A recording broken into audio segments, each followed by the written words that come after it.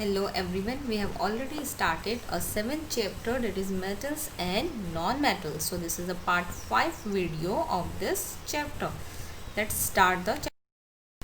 So today's topic which we are going to learn are, first is we are going to see what are noble metals, what is a corrosion, and we will see or we will learn what is alloy. So let's start with the noble metal. So student, the noble metals are metals that are resistant to corrosion and oxidation in moist air. So first of all, these noble metals are less reactive, okay, and these are resistant to corrosion and oxygen. What does it mean? This means they do not get damaged or weakens due to any of the chemical reaction. So these are called as a noble metal, and they occur in nature in the elemental state. That means they are freely available in the nature. So the noble metals are total 8 in number. So let's see these noble metals.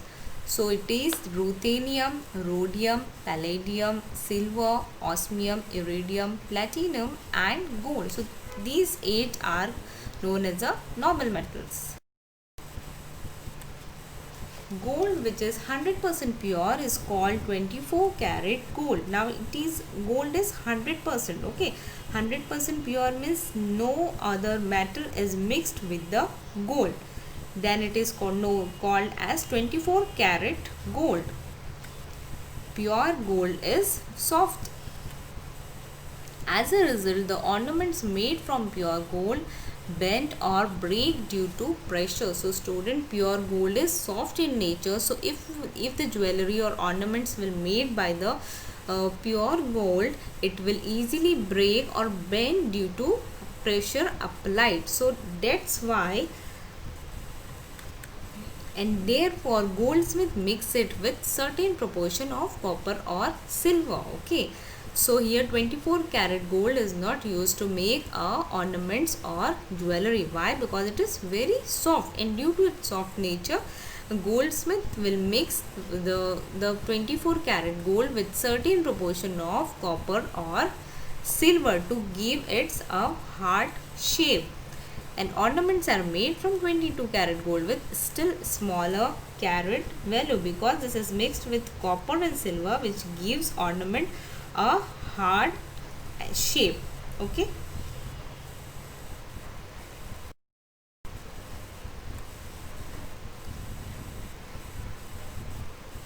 So here student, you can see a difference of coin in 22 karat gold and 24 karat gold.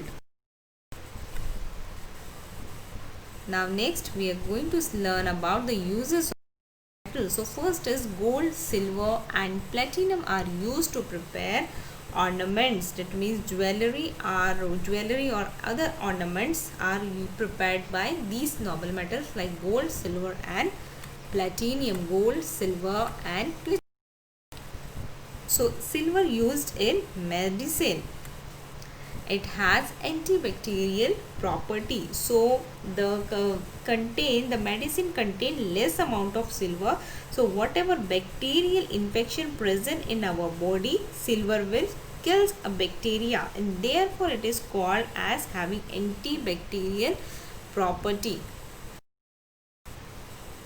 Gold and silver also used to make medals. So student, so Olympic gold, in Olympic gold and silver or bronze medals are made by these metals. And the next is gold and silver also used to make few electronic devices. So student, as we know that gold and silver are the metal. So as these are metal, these are the good conductor of electricity.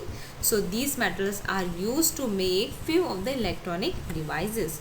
So noble metals have wide application in dentistry. That means a crown. Here you can see a silver crown and a golden crown. So these metals are used in dentistry to make crowns and bridges. Here you can see a picture of a crown and bridges. which are made by the normal metals.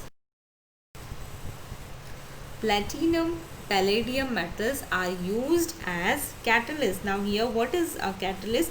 The catalyst is a substance which increases a rate of reaction without taking any part in the reaction. So because some reaction, why these catalysts are used? Because some of the chemical reaction takes many times, okay, to complete the reaction. So so in this reaction, catalysts are used, and these catalysts are like platinum and palladium.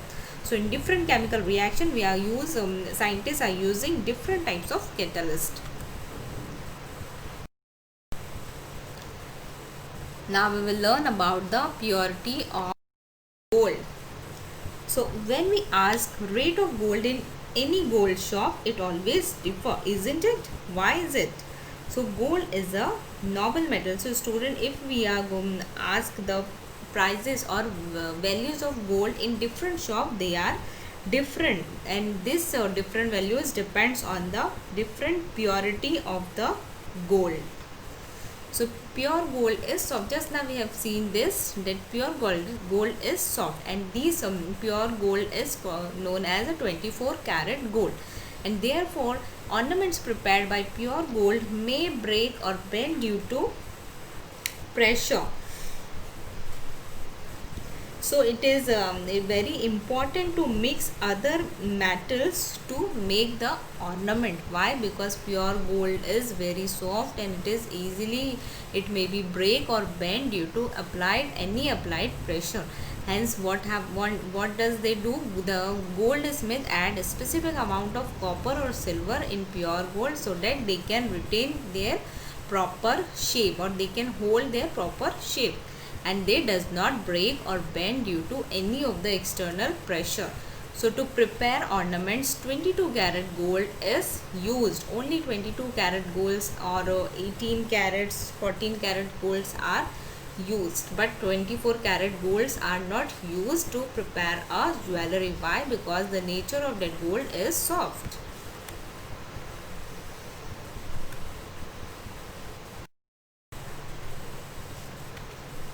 So student, here one picture is given to us, and here we have they have shown us that how 10 karat gold, 14 karat, 18 karat, 22 karat and 24 karat golds are there, and here purity of the gold, each karat gold is mentioned here. So let's see. So for the 10 karat gold, the purity, that means gold is present only 41.67%. okay, only this much amount of gold present in 10 karat gold. Likewise in 14 karat gold, only 58.33% gold is present, and other percentage is another type of a metal is mixed with this gold. Okay, and in 18 karat gold, only 75% gold is there, and rest 25% is other metal mixed with the gold. And in 22 karat gold, 91.67% gold is present, and rest 9% is another metal is used, like silver or copper. Okay, so 22 karat gold is used to make ornaments or jewelry, and in 24 karat gold, this is pure gold in which no other metal is mixed. And in 22 karat gold, 12 karat gold, only 50% of the gold is present, and rest 50% other metal is mixed with gold. So next topic is corrosion. Now student, we are going to learn about the corrosion. So what is the corrosion? In the slide you can see two pictures. Okay, so corrosion progressively weakens a metal and eventually destroy the metal completely. As you can see the two pictures on the slide, you can see iron nails and a metal chain is there, which is how it is corroded. Okay, that means it completely destroyed. Okay, so corrosion is a gradual destruction of a metal due to reaction with other chemical present in the environment. Now let's see the So gases in the air reacts with metals in the presence of moisture to form metal compounds. So air, we know air contains what? It contains a variety of gases and moisture. What is moisture? These are the tiny water droplets.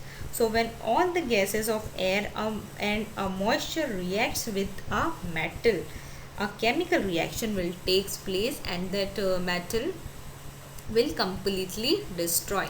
The metals get affected by this process and undergo what is called corrosion. So due to the gases in air and moisture, they will react with the metal and they will destroy the metal completely, and this process is called as a corrosion. Now the best example of the corrosion is iron rust. Now here you can see a picture in which you can see a reddish colored deposit is formed on iron by reaction with oxygen gas. A greenish colored deposit is formed copper by reaction with carbon dioxide gas. And a blackish colored deposit is formed on silver by a reaction with hydrogen sulfide gas. So these are the various examples of corrosion on various types of objects.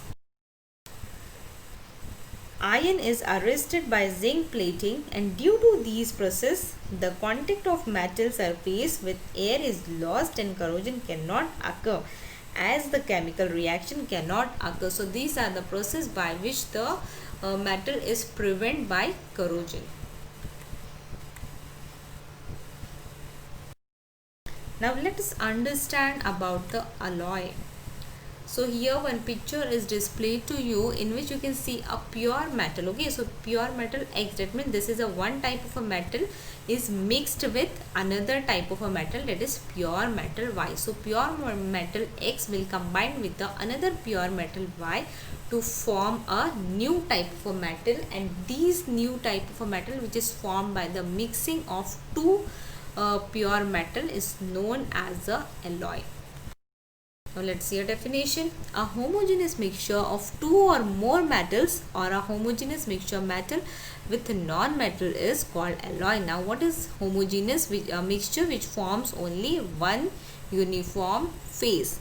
So a homogeneous mixture of two or more metals or a homogeneous mixture of metal and non-metal is called an alloy.